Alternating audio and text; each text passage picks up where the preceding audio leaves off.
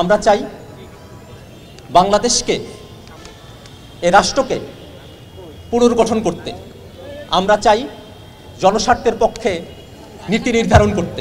শেখ হাসিনা সরকারের 1 মাস পতনের পর আজ কিন্তু ছাত্র জনতার যে গণঅভ্যুত্থানের মধ্য দিয়ে যে আকাঙ্ক্ষা ও চেতনা ঘটেছে, সেই চেতনার পরিপ্রেক্ষিতেই কিন্তু আসলে এই জাতীয় নাগরিক কমিটি ঘোষণা করা হয়েছে এবং আজ মূলত 55 বিশিষ্ট নাগরিক কমিটি ঘোষণা করা হয়েছে এবং এই কমিটি কিন্তু মূলত স্থায়ী কমিটি না, আহ্বায়ক কমিটি হিসেবে ঘোষণা করা হয়েছে এবং এই কমিটির কিন্তু আসলে দিক নির্দেশনা মূলত তারা চায় যে রাষ্ট্র পুনর্গঠনের পাশাপাশি যে ফ্যাসিবাদ সরকারের সময় যে অত্যাচার এবং নির্বিচারে গুলি চালানো হয়েছে এবং তার বিচারের দাবিতে কিন্তু মূলত এই কমিটির আত্মপ্রকাশ, সেটা কিন্তু আসলে কোনো রাজনৈতিক দল না। আমরা এই কমিটি গঠনের ক্ষেত্রে একটি সার্চ কমিটি গঠন করেছিলাম, যারা বাংলাদেশের সকল দলাদলি মতভেদ সব কিছু ভুলে কিছু মানুষকে একত্রিত করেছে এবং আমরা রাজনৈতিক দল, সমাজের বিভিন্ন যারা চিন্তক রয়েছেন, সমাজের যারা অংশীজন রয়েছেন, গত 1 মাসে সকলের সাথে close door to door meeting করেছি, বাংলাদেশের প্রবলেম তাদেরকে জানিয়েছি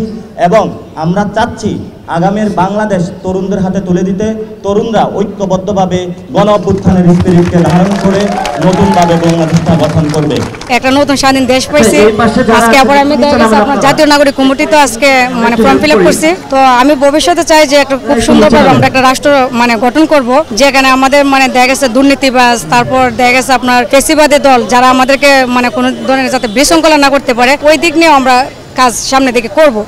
50 বছরের ওয়ারেন্টি আর বাহারি ডিজাইনের মুস্তফা ইউপিভিসি ডোর, কাটিয়ে দিন নিশ্চিন্তে 50 বছর। Mustafa uPVC door, excellence with durability. আমরা খুব অচিরেই আমরা জেলা কমিটি, উপজেলা কমিটি এবং এলাকা ভিত্তিক সফরের মাধ্যমে দেশের জনতা এবং ছাত্রদের সাথে, নাগরিকদের সাথে একত্রে বসে কর্মসূচি, কর্মপন্থা, প্রক্রিয়া ও পদ্ধতি নিরূপণ করব। তবে আমি নাগরিক কমিটির ফর্ম নিয়েছি, আমি পূরণ করেছি, অনলাইনে পূরণ করেছি। আমি এখন এইখানে পূরণ করে আমি এখানে ফর্ম জমা দিয়ে যাব।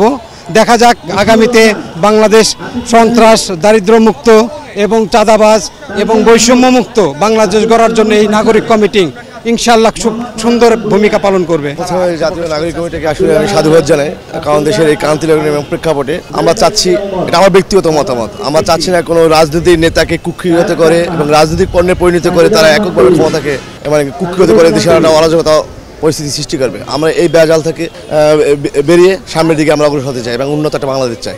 তারা কিন্তু বারবার আমাদেরকে, গণমাধ্যম কর্মীদেরকে জানিয়েছে এটা কোনো রাজনৈতিক দল না, এটা হচ্ছে একটা জাতীয় নাগরিক কমিটি, অর্থাৎ বৈষম্য বিরোধী ছাত্র সমাজের যে একটি কমিটি আছে, তাদের যে একটা প্ল্যাটফর্ম আছে, তারই ধারাবাহিকতায় জনতার জন্য অর্থাৎ সাধারণ মানুষের জন্য একটি প্ল্যাটফর্ম তৈরি করলো এই জাতীয় নাগরিক কমিটি। এই নাগরিক কমিটির কাছে কিন্তু আসলে মানুষেরও অনেক চাওয়া পাওয়া আছে এবং আপনি দেখতে পাচ্ছেন ঠিক আমার বাম পাশটা এবং পিছনের পাশটায় কিন্তু আসলে ব্যাপক মানুষের সমাগম হয়েছে এবং তারা কিন্তু আসলে অনেকেই এই কমিটির প্রতি ব্যাপক আকাঙ্ক্ষা এখন পর্যন্ত বাস্তবায়ন করছে এবং আমি কয়েকজনের সাথে কথা বলে জানতে পেরেছি তারা কিন্তু তারা বলছে যে এই কমিটির কাছে অনেক বেশি আকাঙ্ক্ষা আছে এবং সরকারের বা সামনের দিনগুলোতে যে সরকার আসবে বা যে যারা দেশ চালাবে তাদের প্রতি জবাবদিহিতার জায়গায় এবং রাষ্ট্র পুনর্গঠনের জন্য এই যে জাতীয় নাগরিক কমিটি, তাদের কিন্তু আসলে অনেক ভূমিকা রয়েছে।